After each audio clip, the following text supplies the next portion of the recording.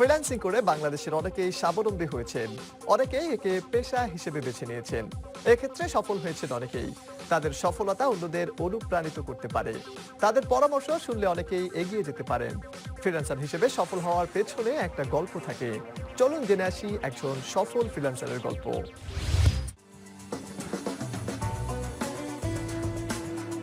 আমি graphic design সম্পর্কে জানতে পারি 2012 সালে। তখন আমি অনার্স ফার্স্ট ইয়ারে পড়ি, গাজীপুরে থাকি তখন। পাশাপাশি আমি নিজের খরচটা চালানোর জন্য টিউশনি করি।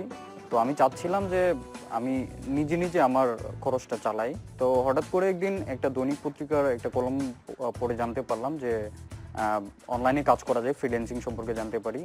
এরকম একটা গরিব ঘরের একটা ছেলে, সে ফ্রিল্যান্সিং করে এখন একটা মোটামুটি ভালো একটা পর্যায়ে চলে আসছে।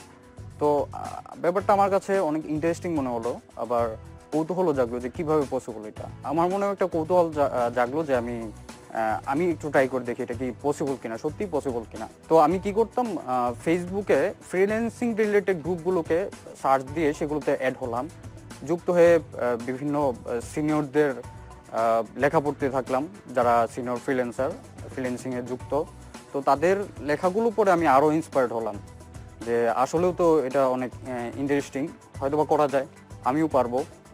তো সেই চিন্তাভাবনা থেকেই আমি আরও খোঁজ নিতে থাকলাম যে আসলে আমি কিভাবে শুরু করব। এরকম অনেককেই পার্সোনালি নক দিতাম ফেসবুকে। তো তারা আমাকে মোটামুটি ভালো একটা ধারণা দিল, আইডিয়া দিল যে এই কাজ করা যায় ফ্রিল্যান্সিংয়ে, এইভাবে শুরু করতে হয়, কাজ এইভাবে শেখা যায়। তো আমি তখন ডিসিশন নিলাম যে আমি গ্রাফিক ডিজাইনটাই শিখবো, আমার জন্য এটাই বেস্ট।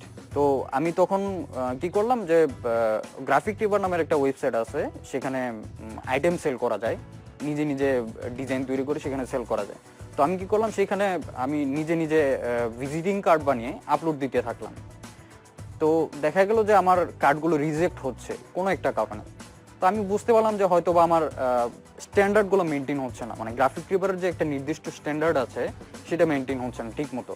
তখন আমি একটু হতাশ হয়ে পড়ি। তারপর ওই ঘাটাঘাটি করতে করতে একদিন এক বাংলাদেশি ফ্রিল্যান্সারকে পাই, যিনি ওইখানে গ্রাফিক রিভারে নিয়মিত আইটেম দিতেন। তখন ওনার সাথে আমার ফেসবুকে অ্যাড হওয়ার পরে ওনার সাথে আমি ডিসকাস করি যে আসলে ভাইয়া এই গ্রাফিক রিভারে যে স্ট্যান্ডার্ডগুলোকে আমাকে একটু বুঝায়া বলেন, বা আপনার অ্যাপ্রুভ হয়েছে বা অ্যাপ্রুভ হয়নি এরকম একটা আইটেম আমাকে দেন, যেটা দেখে আমি বুঝতে পারি যে আমার ডিজাইনের মাপযোগ বা স্ট্যান্ডার্ড ঠিক আছে কিনা। তখন উনি আমাকে অনেক কিছু বুঝালেন, তারপর ওনার ডিজাইনও দিলেন স্যাম্পল। তো ওনার ডিজাইন দেওয়ার পরে আমি মোটামুটি সব কিছু বুঝলাম। বুঝার পরে একটা ভিজিটিং কার্ড ডিজাইন করে ওটা আপলোড দিলাম। 6-7 দিন পর দেখলাম যে আমার আইটেমটা অ্যাপ্রুভ হয়েছে। তো অনেক অনেক আনন্দ লেগেছিল যে আমার আইটেম অ্যাপ্রুভ হয়েছে বিক্রির জন্য, সেলের জন্য। যেহেতু আমার প্রথম দিককার বিট, আমি খুব যত্ন করে আমার বিটটা লিখতাম, যে আমি বর্ণনা দিতাম যে আমি এই কাজটা তোমার এভাবে করে দিব, আমি এভাবে পারবো।